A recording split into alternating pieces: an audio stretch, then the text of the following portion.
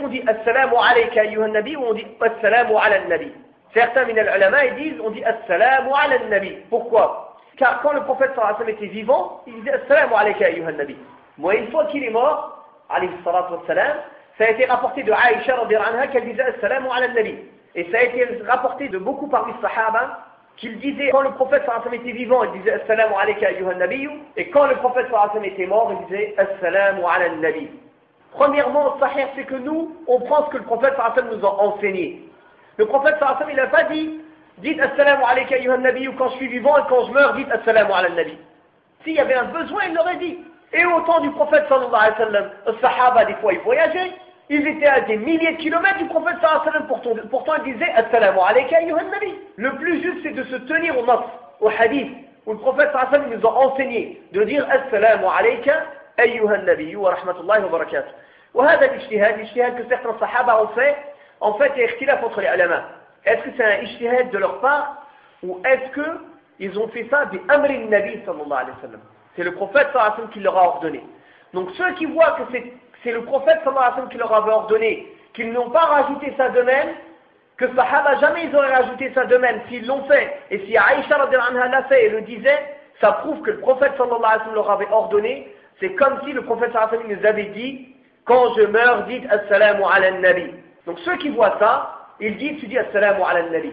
Et ceux qui disent que non, c'est un ijtihad min al-sahaba, il n'y a pas quelque chose qui dit clairement que c'est le prophète sallallahu alayhi wa sallam qui leur a ordonné, donc ils disent on se tient au texte. Si quelqu'un dit l'un ou l'autre, il leur a pris un qawl min aqwal ahli al-ilm, alladhi fihi alayhi al-dalil. Walakin moi je vois que le mieux c'est de se tenir au hadith, de dire Assalamu alayka ayyuhan nabi wa rahmatullahi wa barakatuh. El-din il marche avec l'ittiba', il marche pas avec la logique.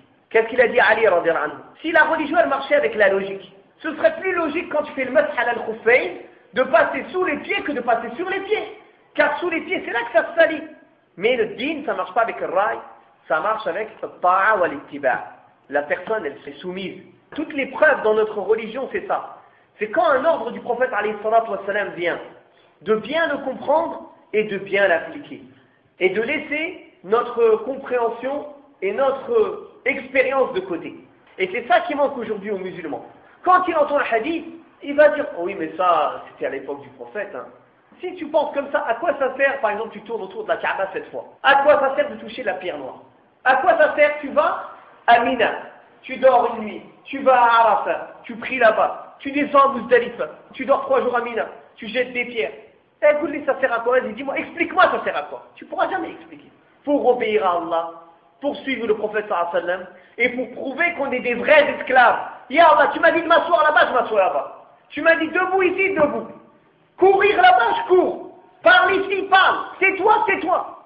Salat, c'est la même chose. Assieds-toi ici. Mets-toi debout là. Parle ici. Ne parle pas ici. Dis telle manière, dis pas telle manière. Pour voir est-ce que tu te soumets ou est-ce que tu vas en faire qu'à ta tête. Dans le salat, dans le hajj, dans tout ça, les gens, ils ont compris ça. Mais quand ça rentre dans la vie de tous les jours, là, on n'est plus comme ça. On dit, ah non, ya akhi, là, je fais comme je veux. Alors que l'islam, il est venu régler aussi ta vie, ta manière de vivre, ta manière de travailler, ta manière d'être avec ta femme. Qu'est-ce que tu as le droit de toucher dans le halal et le haram? Quels achats, quelles ventes tu as le droit de faire? L'épreuve de l'être humain sur cette terre, c'est ça. Est-ce qu'il va se soumettre ou est-ce qu'il va se rebeller? Et quel est son degré de soumission? Est-ce qu'il se soumet complètement, comme Allah Ta'ala a dit, Ya ayyuhalladhina amanu udkhulu fi silmi kaffa, complètement. Ou bien il se soumet à moitié.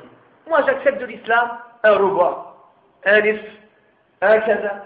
Allah il t'a dit udkhul fi silmi kaffa, complètement. Et c'est ça le plus dur qu'on a. Notre épreuve aujourd'hui, c'est ça. Pourquoi on apprend la sunna du prophète sallallahu alayhi wa sallam? Il a fait ci, il a fait ça, il a dit ci, il a dit ça, il s'est levé. Des fois, quelqu'un pourrait se demander pourquoi on cherche ces détails. Pourquoi des détails? Ça ne sert à rien les détails. Mais n'oublie pas que Allah Ta'ala a dit, si vous lui obéissez, vous serez guidés. Si on veut la guider, justement, il faut chercher les sunnas du prophète sallallahu alayhi wa sallam, délaisser. Les sunnas que les gens ne font plus, il faut les faire revivre. L'imam Ahmed ibn Hanbal, rahimahullah, il disait, je n'ai pas jamais entendu un hadith sans le pratiquer. Et je ne l'ai jamais pratiqué sans que je l'ai appris par cœur. C'est pour ça qu'il connaissait, rahimahullah, 1 million de hadiths.